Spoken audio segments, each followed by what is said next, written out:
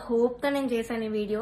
And నాలా చాలా మంది సఫర్ అయిన వాళ్ళు ఉన్నారు, కానీ ధైర్యం లేక కెరియర్ గురించి ఆలోచించి చాలా మంది మాట్లాడకుండా ఆగిపోయారు. నేను మాత్రం కెరియర్ వదిలేస్తున్నాను కాబట్టి ఇదంతా చెప్తున్నాను కెమెరా ముందు ధైర్యంగా. సో జడ్జెస్, మీరు ఆ సీట్ లో కూర్చున్నప్పుడు మీకు ఒక రెస్పాన్సిబిలిటీ ఉంది, జస్టిస్ చేసే ఒక రెస్పాన్సిబిలిటీ.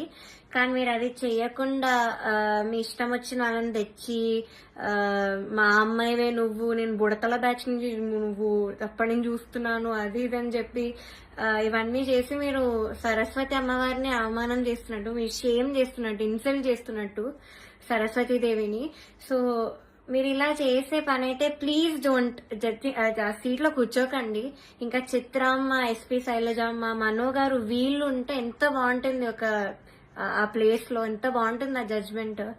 సో అది మాత్రం చేయకండి. Because what all you doing is injustice. మాలాంటి లైఫ్ తో ఆడుకుంటున్నారు.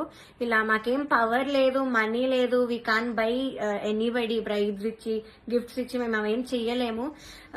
నాకు అందుకే ఆపర్చునిటీస్ కూడా రాలేదు. వచ్చినవి కూడా ఇలాంటి కొన్ని క్యారెక్టర్స్ మధ్యలో వచ్చి లాగేసుకున్నారు అన్ని ఆపర్చునిటీస్. సో దయచేసి ఇలా ఒక లైఫ్ తో ఆడుకోకండి. మీకు అంత ఇన్జస్టిస్ చేయాలంటే అలా కూర్చోకండి, అసలు జడ్జెస్ సీట్ లోనే కూర్చోకండి.